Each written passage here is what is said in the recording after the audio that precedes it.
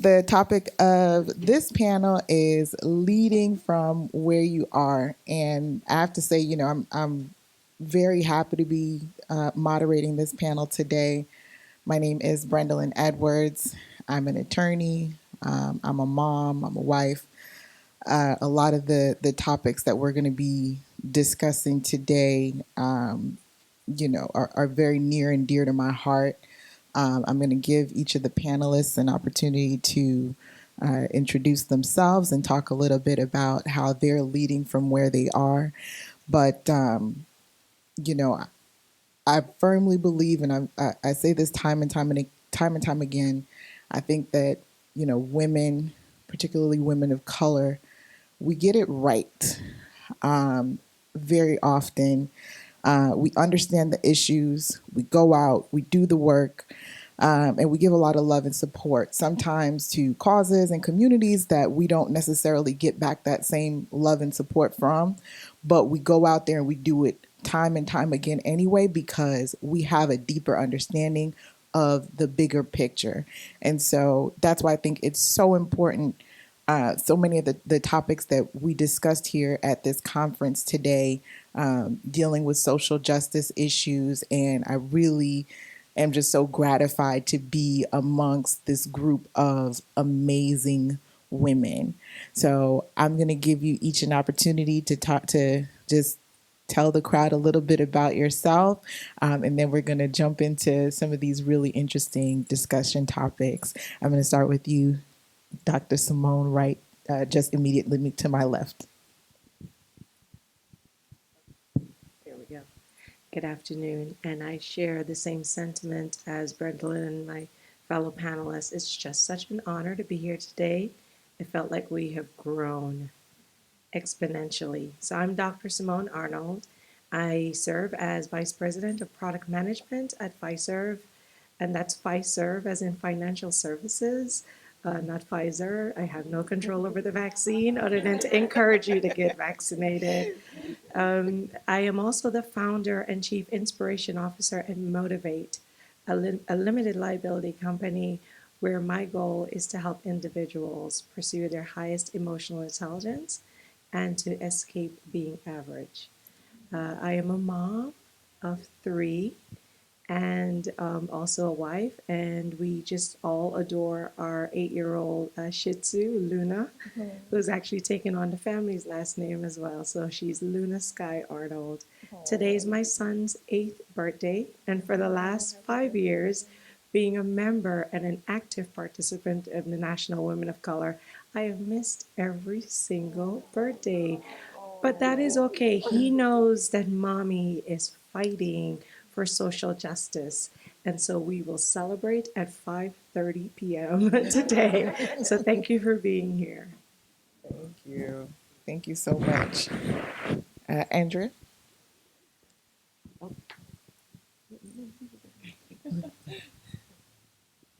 Good afternoon. Yes, it's working. I'm Andrea Cristina Mercado. I am a co-founder of the National Domestic Workers Alliance and the co-executive director of Florida Rising, which was the result of the unity of New Florida Majority and Organized Florida. It's an organization advancing racial equity. We've registered over 200,000 people to vote in the last 5 years. And we work on many different issues across the state in 10 counties. And just really honored to be here on this panel. I have 2 daughters and a family that spread from Miami to Jacksonville, and just really honored to be part of this conversation today. Thank you. And I'm sorry, Ashley, I didn't mean to skip you. It's okay. Good afternoon, everyone. My name is Ashley L. Eubanks Johnson. I am so happy to be here, especially I feel like I'm the rookie on the panel. But I have been coming to this event for several amount of years, so I'm so honored that I'm actually able to share what we do. I'm the founder of the Beauty Initiative. It is a nonprofit 501c3 organization, and our mission is we help people feel clean by making hygiene items accessible to them. So what we do is we give basic necessities that you and I sadly take advantage of because there's a lot of women that we serve and a lot of children and men. But we're mostly known for Help Her Period, which is our inaugural initiative. And in the 5 years of our existence, we've not only just given pads, tampons, and everything else, but we've given almost 1 million products.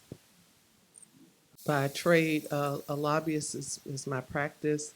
I help organizations get money from the state of Florida. I've done it for way too long than I want to talk about. But exciting things as at where I am now is I am a co-founder of the National Black Professional Lobbyists Association, and that is a group of state lobbyists across the country. We're really excited about that. We're now boasting close to 200 members, having started in 2018 right here in Fort Lauderdale. So I'm really excited about that, and I'm excited about this panel. Thank you so much. So obviously today our panel really runs the gamut. You know, we're talking to corporate VP, lobbyist and lawyer and law firm shareholder, an executive director, founder of a nonprofit, and of course, you know, we all wear multiple hats and operate in so many different capacities. So very broad spectrum.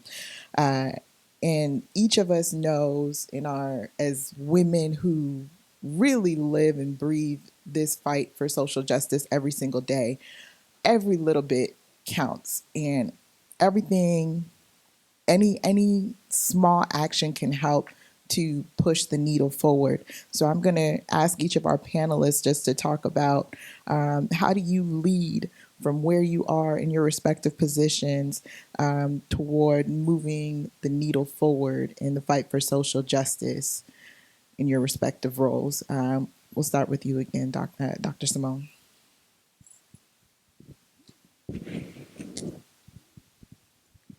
So, last year, with the killing of George Floyd, it mobilized the entire world from corner to corner. And it thrusted leaders like me in organizations like the one I mentioned that I'm employed and I serve as to really rethink, are they doing enough? It was the first time in 26 years since my employment there that we were talking openly about race, racism, discrimination, underrepresentation, equity, and the lack thereof, income gaps, and then all the other challenges: police brutality, gun violence, voter suppression, voter rights.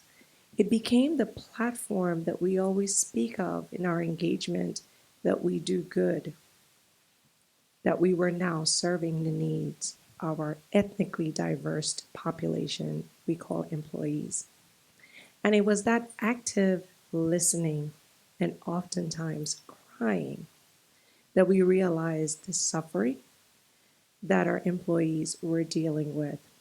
They openly shared stories and their lived experiences of being pulled over, being questioned for no reason, of being passed over for promotions. I too shared in that journey of discriminatory acts that had happened to me. And it was through that exchange that and collegiality, the collective, we realized that it was going to take more than us to solve the problem. So, backed by our leaders who understood that it was the right time to act, and we had been acting long before that moment, but it was the opportunity to create a movement. And so I'll talk a little bit more about what that movement was and how we were able to help not only employees, but also small businesses within the community. But I think it started there, the active engagement, because we knew that it was time to hear folks out. Then it was also taking a bold approach at really examining your own beliefs. So for me, examining my own beliefs and understanding where I was raised, where I came from, and how does that support all the needs and the challenges faced within our community.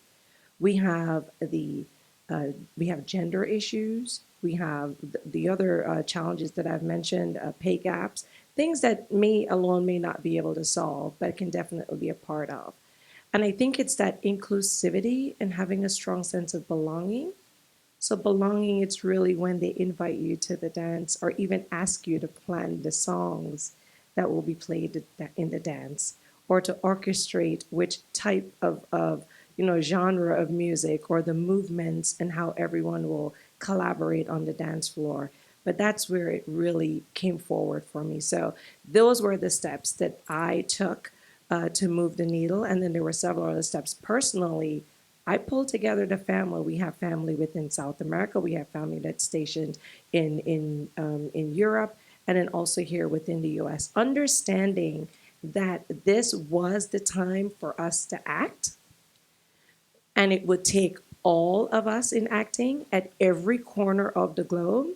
That Zoom call was one of probably the most personal opportunities that we had as a family to hear how the millennials felt, how the baby boomers felt, because it crossed the demographics, understanding who wanted to go out and protest, and giving them ample ammunition through information and education how they can safely do that and why it was important for them to do so.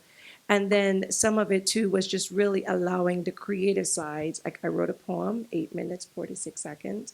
I was able to share with my colleagues at work. I've shared it in other atmospheres and other groups that I was involved in. So I think for me personally, moving the needle was understanding what the issues were, using my passion, and also not being afraid to just take that opportunity or take that chance to say, just because we have never talked about race before at work, doesn't mean that we weren't going to take that opportunity now. And we're taking the opportunity, we're continuing to prioritize it, and we're continuing to ensure that every voice is heard. And for those who can't speak, those who can speak for them. That is awesome and really, really amazing to hear how at your company they took the opportunity to use it as a teachable moment and to really engage with the employees. I know that, especially following the events of last summer, we saw Ahmaud Arbery and then George Floyd, Breonna Taylor, and it was like this constant assault on our collective consciousness. But then, you also saw the people marching in the street, and then that led to, several other actions, including some things that perhaps maybe seemed a little bit performative on the part of some of these large corporations who, posted their marketing departments, posted messages and said, Black Lives Matter. But, if you perhaps looked at their corporate structure, their compensation packages, that sort of thing. It didn't necessarily look like that.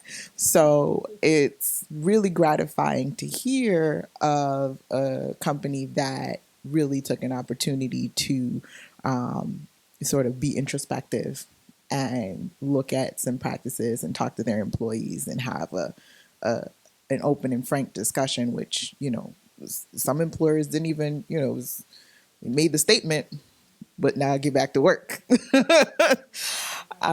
So that's really amazing. But in keeping with the topic, Yolanda, as a lawyer, lobbyist, founder, so many different hats and so many different ways you're engaged in the community. How are you leading from where you are? So I want to kind of follow up on what the door that she opened after George Floyd. I'm in the management capacity in my law firm, and I've been there 22. Been married to those folks for 22 years, and I just was waiting for somebody to ask me if I was okay. Are you okay? Because there was a lot going on for Black women at the time. If you can remember, we were just coming off of Kamala. We were all excited, the way that went. And so it was at that point when I decided I'm not going to wait for somebody to ask me if I'm okay. within the power that I had, and I had a lot more time to think. I don't know about you, but I had time to cook, gain 30 pounds, you know, had time to talk to my family, talk to my mom, to drink, whatever. I don't drink, but you had time to really pause for a minute. And at that moment, I decided that I was not going to wait on anybody else. And I wasn't going to wait on somebody who didn't look like me, that didn't have my experience to really tell me what the solution would be. So there had been a group of women who nationally, who had a collective of women who had been having conversations every Sunday, a national group that kind of started with the Biden administration saying that they wanted a black woman on the ticket. Short story, I decided, well, shoot, we need to talk in Florida. And so got some folks together, and we still on every Monday night. And I'll give you, tell you how you can join us if you'd like.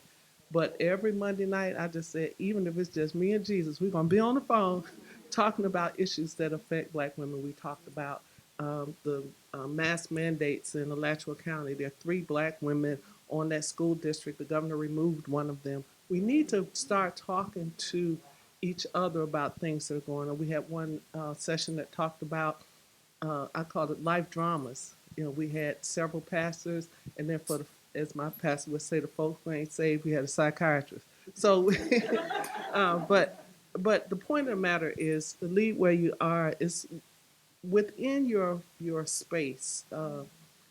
I also learned, and I'm going to close with this, that there was a small circle of peace that I learned that I had as a result of being home because of the pandemic. And I had to protect that peace.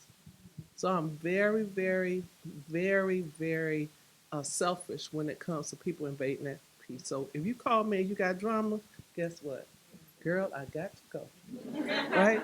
And so I think that I have learned through this process, talking about where I am right now. I mean, I'm a little older than some of you folks that, some stuff don't matter if you don't have your peace. And that's an internal peace, that's a spiritual peace, whatever it is, for wherever you are. So that's my opinion. And that's something that's so important. That's something that's so important, is that, guarding your mental health amidst all of this. I think, some people don't understand, or because we're all on social media. And if you're not on social media, maybe, you're in WhatsApp group chats where people just, they just send the video. There's no disclaimer. There's no, this might be a trigger warning. Or maybe you might want to look at this, after you just sat down with a glass of wine and had some time to unwind for the day. It's just this constant bombarding of these images and this information. And even though, you want to stay up on what's going on, but you also don't want to drive yourself crazy. And so it's a very fine line to walk. And we do need to be very mindful of guarding that peace and our mental health, as we go out there and pursue the cause of social justice.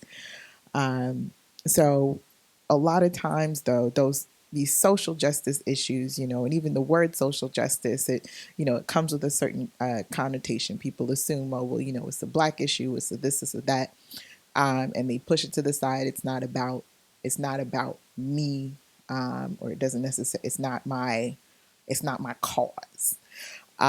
So Ashley, I'd like you to talk a little bit about sort of that marginalization of social justice issues and how it ties into the way that you are leading from where you are.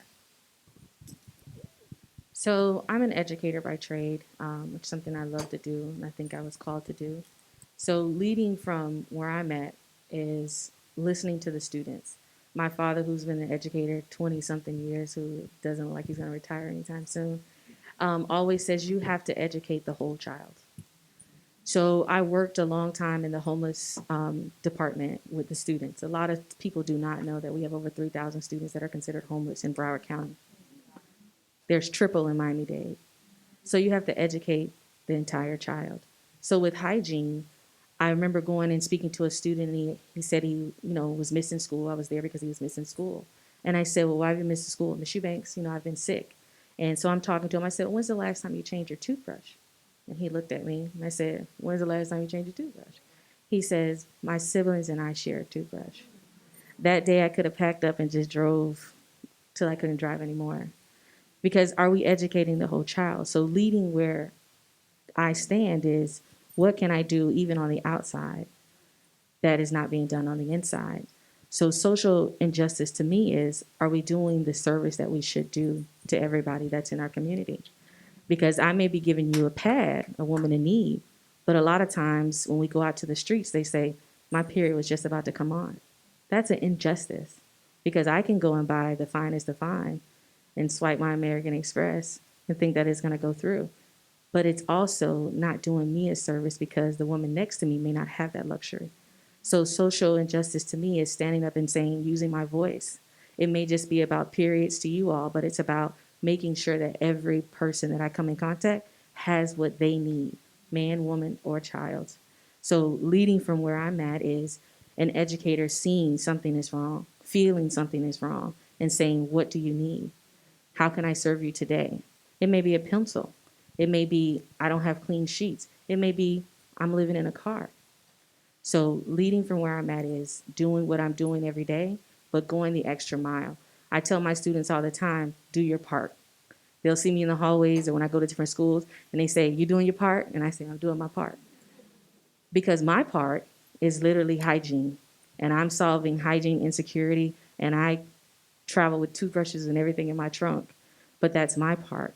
So I'm facing social injustice with saying, I'm doing my part with hygiene, but I'm also standing on the soapbox and saying, what is your part? And are you doing your part? So leading from where you're at may be a lobbyist, it may be voting rights, and maybe I say, okay, I can actually call a few people for you to get them to vote. But I know what my calling is, but that doesn't mean that I can't help you do your part as well, as long as I'm doing my part. So social injustice, and I just charge you women today to think, what is my part? That is awesome.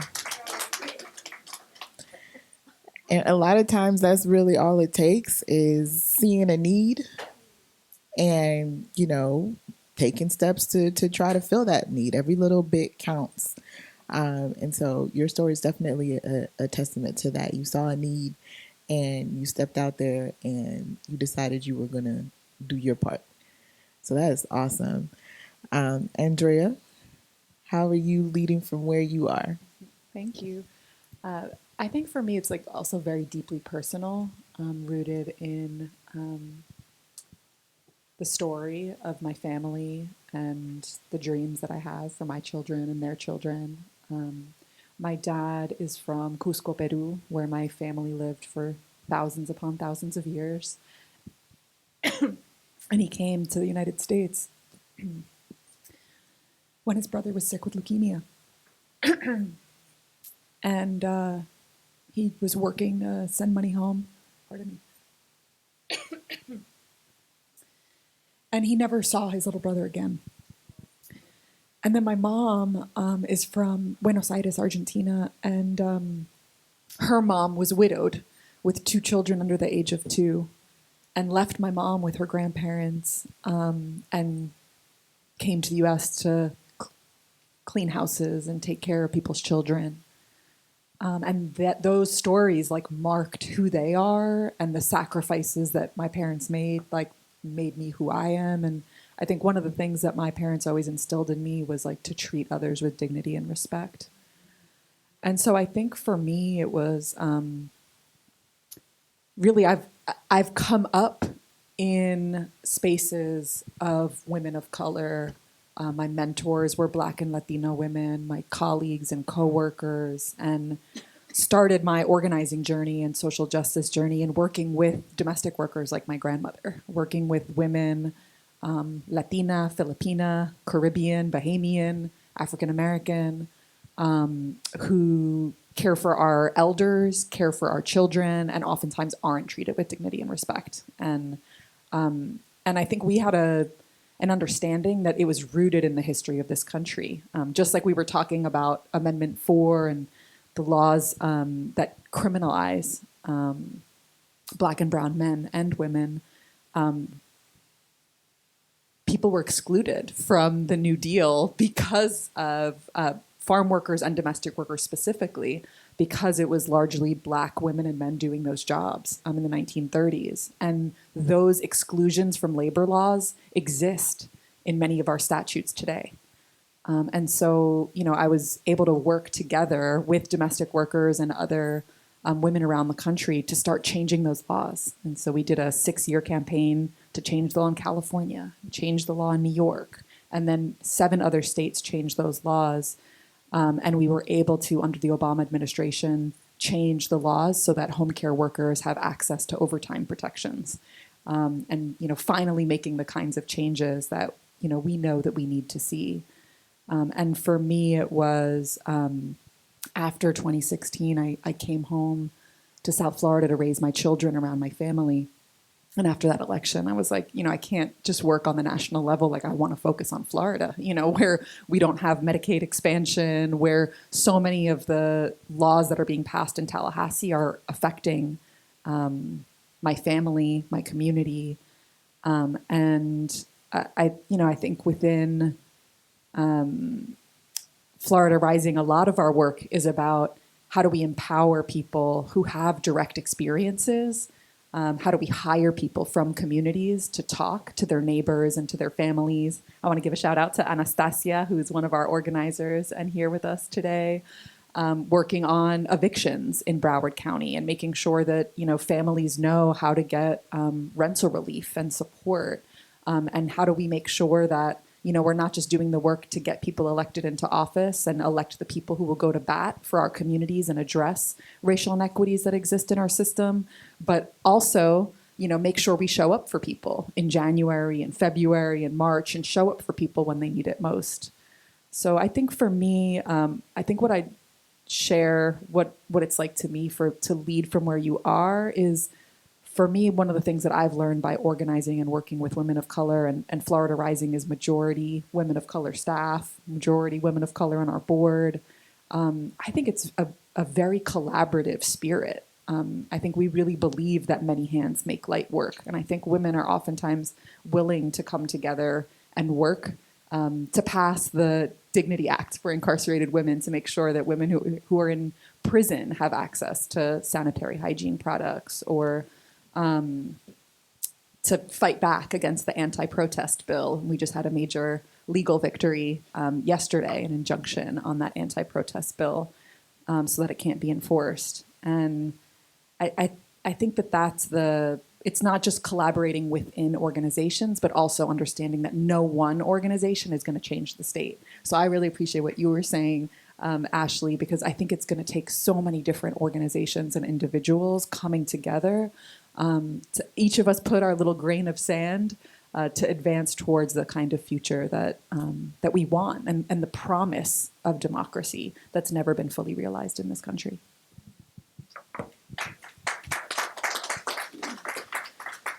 Thank you. That is so true. One of the things that always comes to mind as I'm, whenever I'm on a panel or moderating a panel with, all of these amazing powerhouse women is, what are we doing to mentor the next generation of leaders that are coming up behind us? So I want each of our panelists to talk about what your experience has been like, reaching out to, whoever the next Yolanda Cash Jackson, whoever the next Dr. Simone is going to be. What has that experience been like? Have you been successful? What are the things that you've learned through that process? I'll start with you, Dr. Simone. So I've oftentimes asked myself, where would I have been if I had a mentor maybe 20 years ago? I'll tell you, it'd probably be a whole lot further. And about 5 years ago, so about right at the beginning of when I became a member of Women of Color, I reached out to Bernadette and I said, I don't have a mentor in my organization or outside my organization. I'm looking for help. She paired me with three, you talk about powerhouses, three powerhouses. I felt so fortunate because number one, I asked for help and help was provided.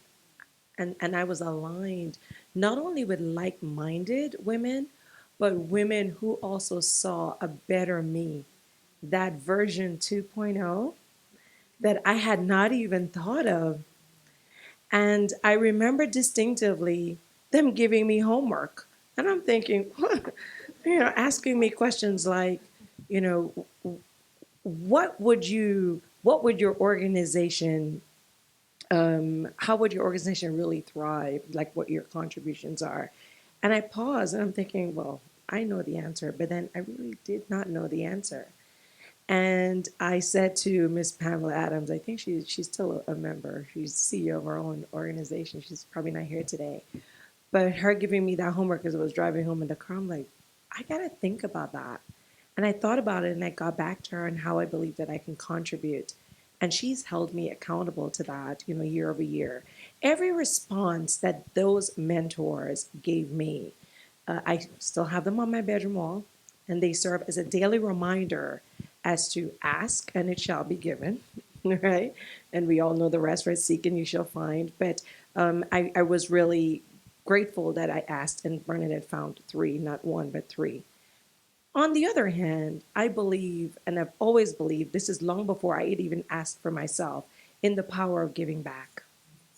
So I'm one of the leaders that has probably close to double digit mentee list, folks waiting to get on my mentee list at work. And when I speak at conferences, I'll have people engage me in LinkedIn afterwards saying, can I be your mentee? And oftentimes what I find is people are willing to work because it is work, right? So there's a lot of responsibility in partnering and having that mentor-mentee relationship.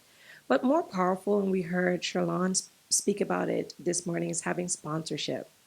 And one of my Caucasian female leaders reached out to me last year, last September. So this was in the height of us having peer-to-peer conversations after the George Floyd murder.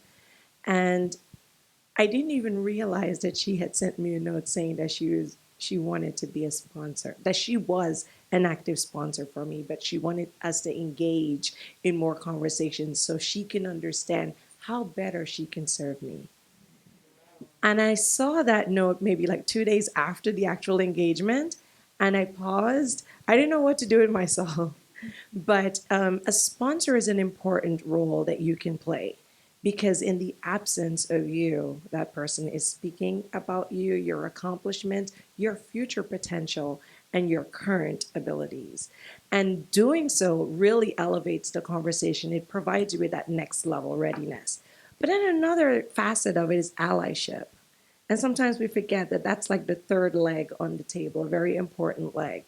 It means that even if you are not identified within an in group, let's say you are, you're not LGBTQ, but you can be an ally as an instance, meaning that you can understand that they share in some inequities, and then you have the double-edged sword of intersectionality, where you now have Black women and other persons of color, Black and brown women and men, who now have that cross section in that life where they're identifying as that. So then they are further marginalized in corporations and throughout. And so I think we have to do a really good job with understanding, doing that close examination of our own biases, having the cultural competence of what others are struggling with and what other ethnically diverse individuals are challenged by, and really understanding that so you are able to help and meet the cause. So that's what I do. It's mentorship, sponsorship, but allyship. And that three-pronged approach is what will get us there. Awesome. Andrea, do you want to talk a little bit about what you're doing to encourage the next generation of social justice change agents? I know you mentioned this young lady out here in the audience. So. One of the things that I know I struggled with it, and I see it come up so often in conversations with women of color is so much feelings of like imposter syndrome or of not being good enough.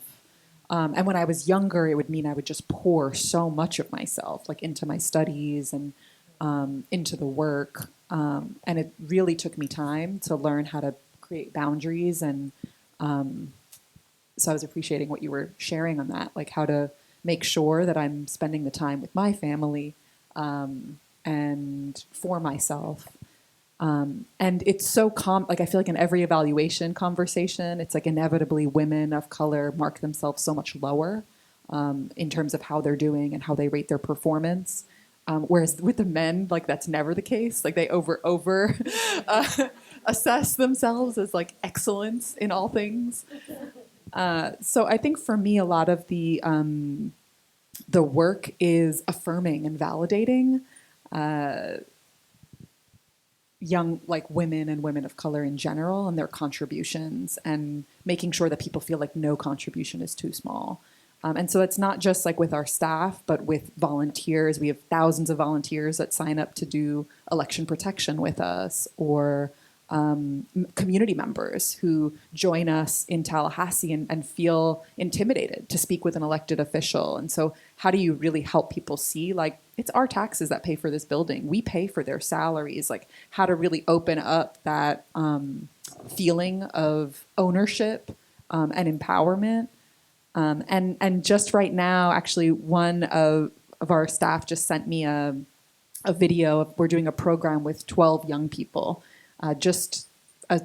They're fellows. It's like a 2-month program where they're learning about all aspects of like civic engagement and social justice. And some of it is about history of racial justice movements in Florida, and some of it is about what they can do now and what's happening now. And just to watch them, like in these videos, talk about how they believe that everybody has leadership inside of them and that they now see like their own leadership potential and capacity. And that's a program I didn't even know was launching. So part of it is like, how do we trust the people around us and not feel like we have to be the ones to do it all? And how do we applaud the accomplishments of and innovation and creativity of other people, like Issa, who said, like, I think we should really do a program for young people, and I'm going to make it happen. And then I just get to watch this like beautiful thing unfold, and all these young people kind of come into their own power and possibility. So I've been appreciating just thinking about like our young people have always been leaders in movements for social justice and transformative change, but sometimes we don't listen and we don't give them the space. And so I think that there's a lot more learning that we have to do from our children and youth. Absolutely. And that last point that you made in particular, resonates with me. My stepson is 17. And it's just amazing some of the conversations that I have with him. Some of the things that I wasn't thinking about when I was, 17, him and his classmates are talking about, every single day. And, some things, every thought is not necessarily as nuanced, right? Some of it comes from a little, 15-second blurb on TikTok. But the fact that, okay, it's out there, and yeah, sure, it's like micro-sized bits of information, but it's information that's forcing them to think about things on a deeper level, and to activate their own sort of sense of civic engagement. And he feels very strongly about the companies that he wants to support, and the companies that he will not support. And he'd be like, oh, you buying this today? Like, no, we're not doing that. And so I think it's really amazing to see what this next generation coming up is gonna do.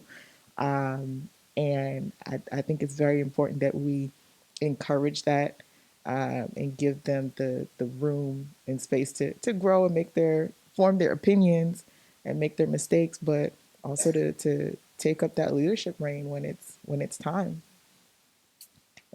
Ashley, yours next? I was going to answer that question in two parts. I think when I think of mentorship, I don't automatically think of me mentoring someone else. I think of the women that have mentored me without even knowing they've mentored me. Because when I walk in some of the spaces, I'm the only woman of color. And I'm the youngest one. And when I walk in and they hear Ashley Eubanks, and when I show up, it's like we were waiting for Ashley Eubanks, and I'm like, it's me. And I think with the locks and everything else, and I'm like, well, this is me. So I've always wanted to remember the women that I've walked in the room and seen them and saying, wow, she looks like me. Even with Tasha Drummond, Dr. Keisha, Dr. Tasha, I go into rooms and they're there and it's like, I know her or I know of her. Like, how amazing is it for girls to see, young women to see women of that, stature? That's big. So I don't think of it as me mentoring someone else. I think of the women that have mentored me. And since that's always been my focus, sometimes I don't even see the ones that are looking at me now. So some of them, I had a student come up to me and say, I saw you on the news. And I was like, oh, great, great. And she was like, and you were yourself. And I was like, what do you mean? She was like, you talked like yourself. And I was like, well, this is how I talk. But sometimes we don't see the real person. And I always remind them that, I'm a little girl from two, high school sweethearts that were broker than broke and just in love and made it happen. And they, molded me along with my grandparents in the village. And I just want to be a part of someone else's village to let them know that you deserve to be in that room. And if there's not a seat for, you at the table, make your own or make another room. Like, that's what it has to be. But I always remember the women that I have gone into a room. I went into a meeting with CSC with Dr. Keisha, and when she said, I'm Dr. Keisha Gray, and I was like, she's Dr. Gray? But it was amazing to see a black woman lead this meeting and to talk to me. And I had like a fangirl moment because she gave me that platform to share about a bill that we're pushing for not just black girls, but for all girls. So I remember the women's shoulders that I've stood on. I remember the women that have said my name in rooms that I didn't even know existed. And I just want to be that next person that says, this little girl from Lauderdale Manors with nappy hair, it was me, uh, deserves to be in this room because I know it's not here for my merit and the hard work that I did that I'm sitting on this panel today. It's women that have spoken my name in rooms that I didn't even know existed. So I just want to encourage it's a lot of times the kids just need the attention. And I tell one of my students, what do you want to do? And, one of them said, I want to be the president. And I said, our VP, she looked like us. And she says, that's why I think I can do it. And I had like an emotional moment. It gave me goosebumps because when I seen her up there, I was literally at work with my Chucks on and my pearls. And you could not tell me that I could not be a vice president of the United States. So that's what I think with mentorship is leading us in the next few years, hopefully, and hopefully now.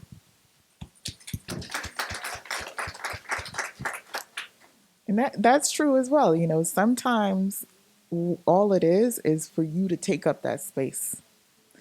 If you don't necessarily have to have a single conversation with that person, but millions of little black girls know that there's a black woman that's the vice president of the United States of America, and that in and of itself is inspiring to them. And I think that's also a form of mentorship, is you owning that space that you're in and continuing to pursue those higher levels of leadership. So that's important as well. Yolanda?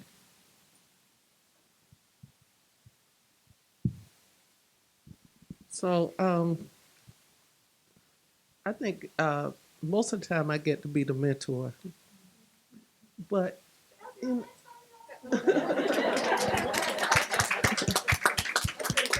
but I also enjoy being a mentee.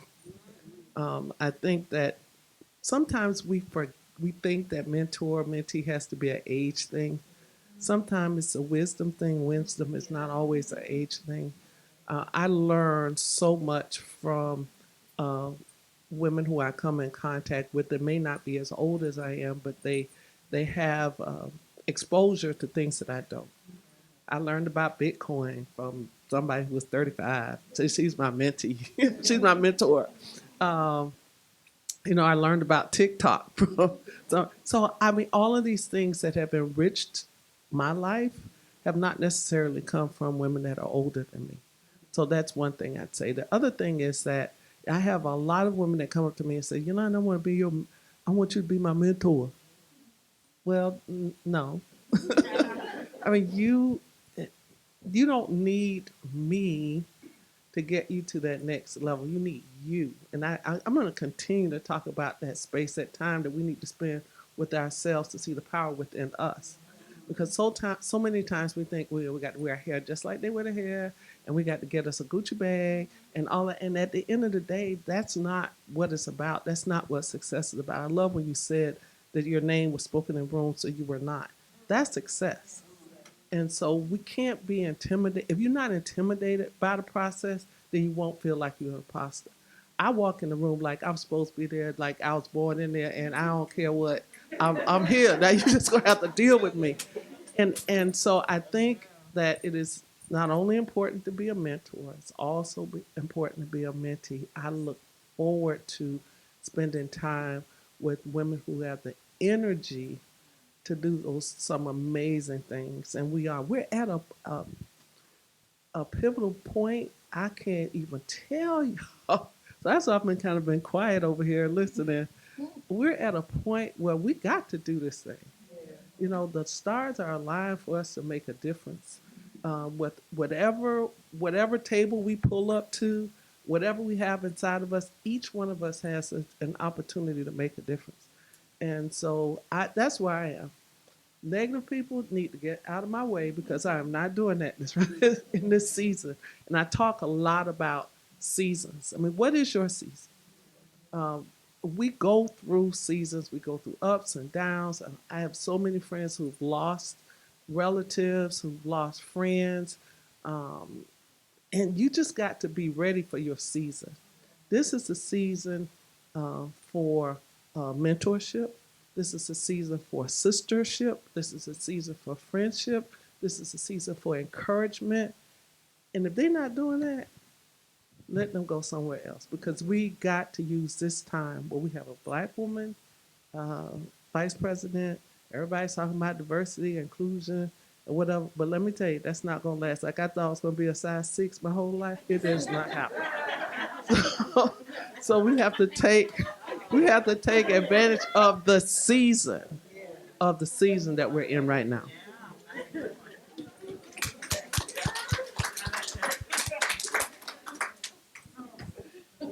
Absolutely.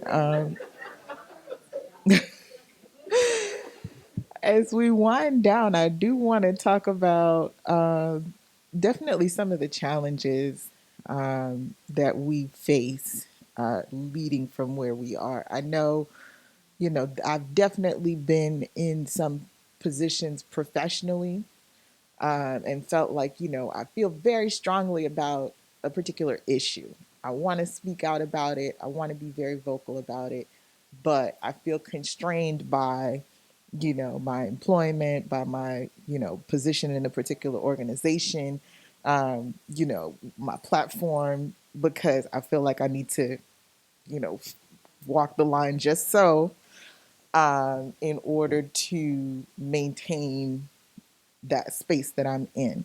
So I'm going to open that up to any of the panelists to just jump in on that particular topic. Any challenges that you sort of faced in that arena? Ooh, I love that subject. There's a guy named Ray Brown that worked at Sears Roebuck and Company. For those of you all in that space, uh, and in 1981, he is my favorite topic. In 1981, I was um, 82. I was trying to get a job. I wanted to be, had gone through the management training program, and I wanted to be the first black woman store manager in Sears because that didn't happen. The first black man was Al Dawson Sr.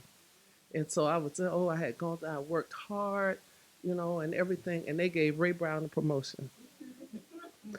I love Ray Brown because from that, I said, you know what? This will not ever happen to me again. And I went and got a little book and started studying. And I took 2 courses at the community college, courses that I had not taken when I was at UF undergrad because I was too busy, you know. And I just didn't know that I could do it. I took statistics. I didn't think I could do it, but then I applied to law school. I didn't tell anybody, like nobody, that I was applying. And Ray Brown, every time I think I want to give up, I thought about Ray Brown. He had little feet and little hands. I remember him. I have not seen him since, but I I credit him. I credit him with giving me the courage not to give up, and I went on to law school at age 29. I did not buy a pair of underwear for 2 years, saving to make sure that I paid my tuition. But that story and Ray Brown, when I see him, I'm gonna kiss him because it was that then I went on to law school and the rest is history. But there are Ray Browns in our life is the point, and you can't give up. Sometimes we just give up, but somebody say, you know what, that's gonna cost $1,000, and you got $5, and then instead of you trying to figure out how you're gonna get the other 995, which could be right next door to you, we give up. So this is not the season to give up either, because you don't know where your next miracle is going to come from. I'm going to leave this last one. I told you about seasons. I talked about, someone approached me about doing a scholarship, and I see Sherlon has done the same thing of giving back at the University of Florida. And, it happens because when you start making the money, they think, you're about to retire. And I was like, I only want to give to Black people. They were like, well, Miss Jackson, we can't really do that. And the lawyer and me said, oh, you'll come up with something. And anyway, long story short, we established a scholarship for HBCU students with Black graduates at UF that each gave us, we need to get $100,000. Between the three of us, we gave $100,000, not promised, given, wrote a check. And that scholarship now hit the other day at $3.5 million.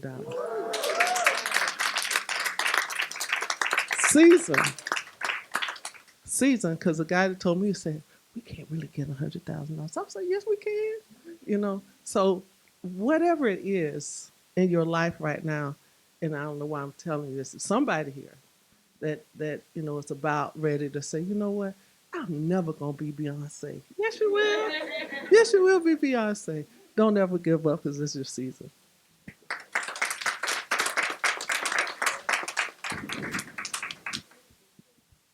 Yeah, so when you think about challenges, I named a few, right? So we talked about underrepresentation, and we know there's a lot of that. And many more organizations you're beginning to see are addressing it. For my organization, as an instance, we've added 2 Black males to the board. And it's exciting to see that also women, Black women, be elevated to the C-suite levels. Still waiting my turn, working hard for it, and I believe that it'll come. Now, fear is a liar. It lies to you. It tells you that you can't. It tells you that you ain't gonna be enough. And you need to push that aside, and you need to rely on your confidence. Okay, so it's a great tool that I use and I recommend, for those who would love to use it. Clifton Strengths by Tom Rath. It's kind of co-authored by Gallup, who does thousands of studies, but it provides you with 34 themes and actions, helps you to identify with your strength, and chances are you probably got 3 or 4. The 2 that I like to go to that are mine are connectedness, and as you can tell, we're all person. It's one of the phrases I use in my bio. The first thing I say is, I am a people product. relationship individual. But people first means like to understand people. I am multiracial, identify as Black or African American and South Asian. My grandparents are Indian.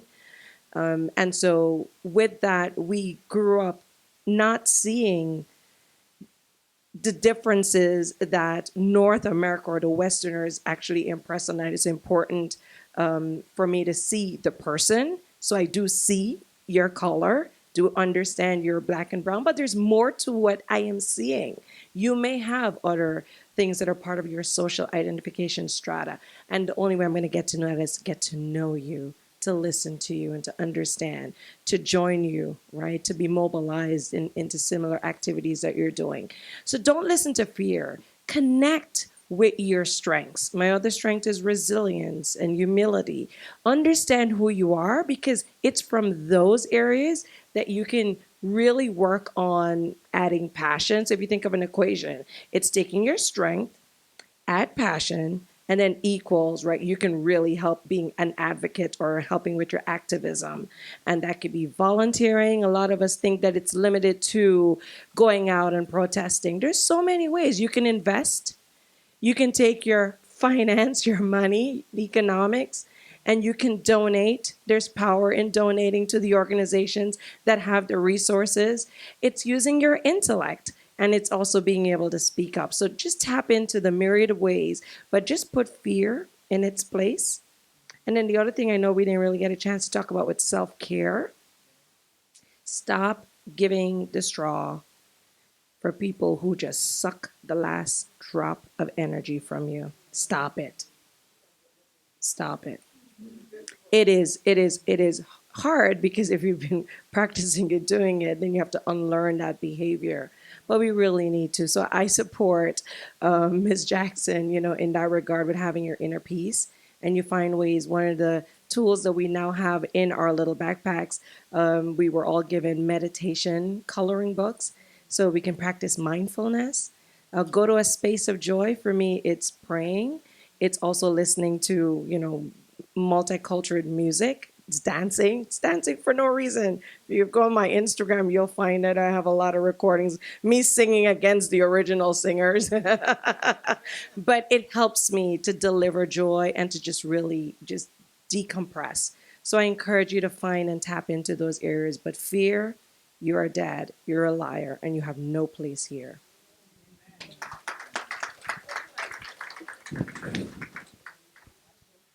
I would just say, remember why you started. The story, what was his name? Ray Brown? I don't remember that name. Ray. Brother Brown. I think that if you remember why you started, I started because in just a personal moment, I had a hot, quick marriage and I was going through a divorce and that was one of my lowest days. And I pulled up on the highway and seen a woman panhandling. She turned around, she was bleeding through her clothes. So it let me know, I can kick this joker to the side. But this woman had nothing. That's why Help Her Period was started. But really what the catalyst of the work is I had a student bleed on herself. A student that was going to a fabulous university. She had everything going for her, but she had to walk home from school with bloody clothes, just like that woman. So anytime I get discouraged, I remember why I started. So we have a bill that's going up for the third year called Learning with Dignity, which will provide and ensure that students in schools have period care products while in school because of that one student. And every session, I'm like burnout. And my husband, who's a deputy, I'm like, we just gonna go up there. And he's like, wait, I'm not going to jail for you. And sometimes I'm like, this bill is gonna be late because he's like, wait, you're not going in arrears for these pads and these people. And I was like, but it's in me because I remember why I started. And the passion just pushes me because it's for the one woman, the one girl, the one boy with the toothbrush. So if you remember why you started, it's going to be rough. I've looked at my bank account and say, Lord, you got to do more than just touch it. Like, you got to take it all, and press it down, shake it together, run it over. It has to go over and over because it's under and under and under. But I have always said to myself, God wouldn't plant a seed he didn't intend to grow. Yeah. So it's many days, and I say I need like a water hose overflowing, God, because this I don't have anything left in me. But I remember the reason why I started. So I didn't have a Ray Brown, but I had a couple Rihannas that pushed me to keep going. And I think if you remember why you started, you'll keep going. And anytime you feel depleted, you'll remember why you started, and you'll get enough energy to keep going and keep going.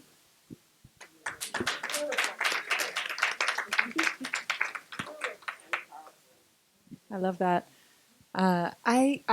For me, it's remembering that like you can just, even if you just touch one person's life, like doesn't that make the difference? And the way that a chain of events can unfold that you never even dreamed of. And so, as a young 24-year-old organizer, I got a call into our organization about a woman who was a live-in domestic worker and was kicked out from one day to the next after years of service because she had forgotten to take out the trash. And it turned out that they hadn't even, this was the wealthiest zip code in the country, and they hadn't even paid her minimum wage. And so I organized a caravan, including one of those like brightly colored like chicken party buses. I knew this guy, so I was like, "Can you please let us use the bus?" And on a Saturday morning, we rolled up on this house and banged pots and pans and just embarrassed like the shit out of this family. And they ended up settling, and she got paid what she deserved. But then it started this like chain of events where this other woman who had been trafficked. She was from Peru, from the country that my father is from. She heard this news story in Spanish on this little radio. She hadn't been paid a dime in like 5 years. She had been promised that she was going to learn English. They were barely, giving her like access to food. They had her locked in the house. And because she heard this story on the radio, she had the courage to escape and to talk to, of course, the janitor at the nearby school who helped her get help. And then that employer went to prison. And then today, we have President Biden and Kamala Harris talking about the importance of investing in the care economy and investing billions of dollars so that care workers are finally paid what they deserve. And I sometimes like in those like moments where this work is hard, and we're in like some of the hardest political terrain in the country, So when you see some of the foolishness that DeSantis is doing in Tallahassee, and the ways that he's turning away $850 million for our children, or has only spent 10% of the affordable housing resources that are available, and is about to lead the charge in passing an anti-abortion bill this legislative session, it's really easy to feel down and to feel defeated.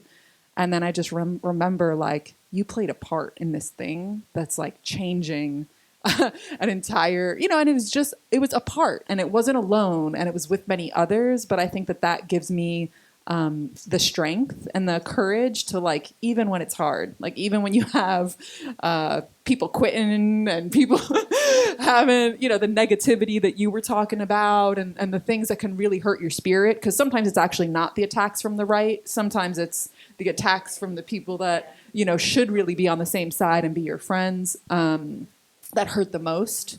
And then I just remember, like, we just have to keep putting one foot in front of the other, because who knows what's in store, and we can't even really see it maybe, but it's always darkest before dawn. Wow. Thank you so much to this amazing panel. We're, of course, over time. I know we could sit up here all afternoon and talk about these topics, but I know I got some really great nuggets from this conversation, and I hope the audience was also gratified by the information that these women imparted this afternoon. Thank you so much.